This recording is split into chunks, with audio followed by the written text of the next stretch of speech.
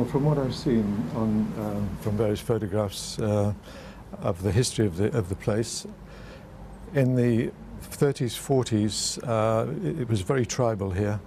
You know, you had the Dubai tribe, the Abu Dhabi tribe, the Sharjah, the Al-Qasimi tribe, and they were all completely separate. It was called the Trucial States then, of course. And in the 30s, the Royal Air Force and British Army established a base in Sharjah and constructed a runway. And that was really the first development, if you like, in the area. The development of infrastructure, I think, was such a critical way of entering into modernity. And that happened, I think, in Dubai earlier than in Abu Dhabi. Abu Dhabi, it happened later in the late 60s, actually. And I think, in a way, the impact of planning is so important. Maybe in the case of Dubai in the late 1950s, 60s, with the Harris Master Plan, it's not so much planning created Dubai, but Harris put this series of roads onto a desert as one way of anticipating, following instructions of Sheikh Rashid at the time, as one way of anticipating a really rapid development. So it was not planning a very conventional way of creating streets so much and buildings and in between spaces as they're all part of Dubai, but really looking out into the landscape. And it's interesting that you mentioned Harris, because John Harris, he worked, of course, on the two Dubai master plans, the one in 59, I think, and the other one, 71. And what he did in Dubai is that he tried to some extent to preserve Bastakeya, the old district, and he also presented a master plan to Sheikh Shakhbout in 62.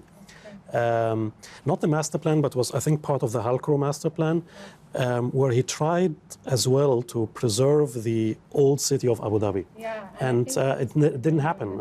I think he was the only one who did that. And I mean, there's a couple of people that have influenced Abu Dhabi, and the kind of pattern or blueprint that rose from essentially nothing to what it is today. I think he was probably one of the only ones who actually looked at the natural grid system and orientation of buildings and streets, etc., and tried to kind of respect that and build around it. But I think ultimately, as other influences came in and modernity and the grid was seen as progressive, and that naturally took on shape and form, and is still very much influencing planning today. But I think this idea of the infrastructure, the airport as a stopover, if you like, port for Southeast Asia from Europe, Port Rashid also, the creek, they're all huge infrastructural projects that had such an incredible impact on the planning of the cities. No, it's not about planning the little streets, but just planning this mega infrastructure but all of these towns are based on cores or inlets on the sea.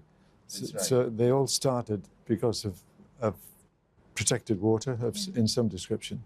So you had a creek, and then the houses developed around the creek and the small communities around the creek.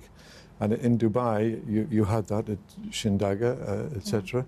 But there were also other places like Zabil Palace, Jumeirah, and the planners had to link these together. And I think that was how they started the initial road network, to link these together. In the beginning, there was a series of small villages. There was Leia village, Al Khan village, Hera village, and these were all fishing, pearling communities.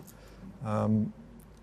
And everything revolved around the creek, the souk, the people lived there. I mean, even when I came here in the early 70s, I think the population of Sharjah was 40,000. Now it's 1.5 million. In 65, Halcrow came to Sharjah, came to Dubai in the 50s, they came to Sharjah in the 60s. And in mid-60s, we were asked to prepare a basic master plan, which was sort of linking these villages that I was talking about before, and other landmarks in the Emirates, which His Highness was keen on establishing. And it was just a basic grid. At the beginning of the grid we see today, and that grid was then taken over by His Highness and the municipality, and slowly expanded.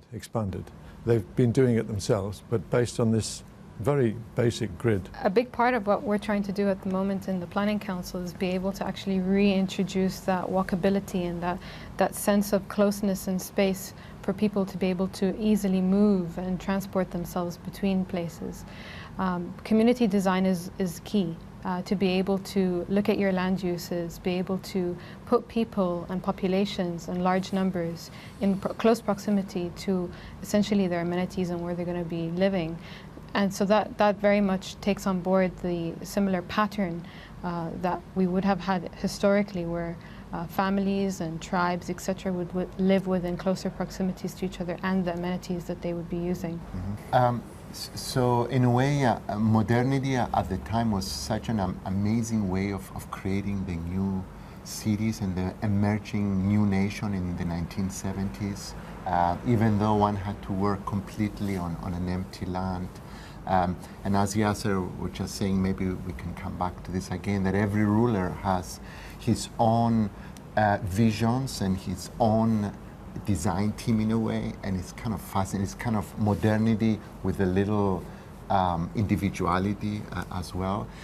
But also it had some other effects. For example, in Dubai, the introduction of planning law, setbacks, new construction materials, widening of streets, in a way kill the courtyard house. It's interesting to see the growth of the UAE cities wouldn't be possible without planning.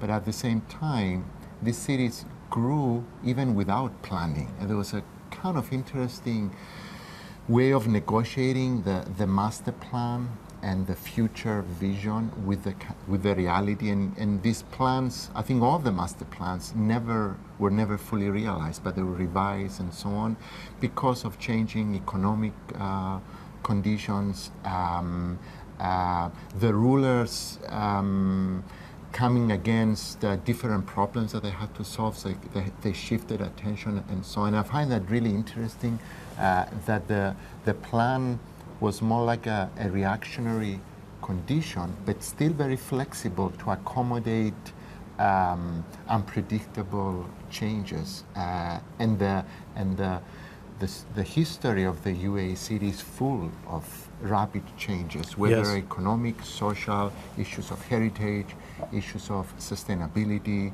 issues of social participation, and so on. So in a way, the master plan, it's more like a vehicle rather than something engraved in stone. Yes, and even in Dubai, for instance, it was never really called the master plan. For instance, the 1985 plan was called structural framework. Yeah. And even Abu Dhabi, the 2007, right, that the initial, the idea was that rather than having a master plan that is fixed, which is much more in line with reality.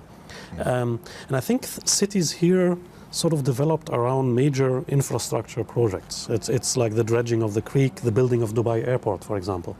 And many people are saying that Dubai is mostly a city built around the airport, which is right in the middle of the city. Then you had Rashid Port, Jebel Ali, and now you have Expo 2020, which is at the very edge, the west towards the border with Abu Dhabi. Major developments will take place around that. So in a way you can read the development of cities here in the region through these projects, these iconic, like the tower you were talking, Russia Tower or World Trade Center you were talking about before. Similarly in Abu Dhabi, for instance, the airport now that is being built, midfield terminal, Saadiyat, these cultural icons that are, so it's not necessarily like an overall vision, but it's more like these iconic pockets, and then stuff happens around them, But what is interesting is that these projects which go ahead, they go ahead because the ruler has thought about them. They don't carry out a feasibility study. Nothing like that is done. They build the project and it's going to work. Dubai Dry Docks was built.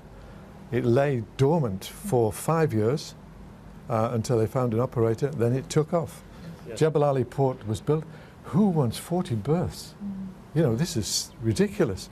Now it's a roaring success. I would very much say that the cities were engineered. that was the culture of where and how these cities grew. You know, these projects, these engineering and infrastructure projects drove a lot of that growth. I think now, though, the planning culture is really the thing that is coming to the forefront, and very much so from leadership themselves. We see this in 2006 when His Highness Sheikh Khalifa had a very strong policy agenda in place which looked at growth and development and linked that really strongly with the economic vision. It was straight away decided that a council of planners needed to be developed in order to manage the extreme rapid growth and development which was occurring, to shape how that took place, to provide that stitching between the communities and developments that were coming into play. And that's really where planning begins to come in, and the engineering is an enabler, a facilitator of that, but it isn't at necessarily the forefront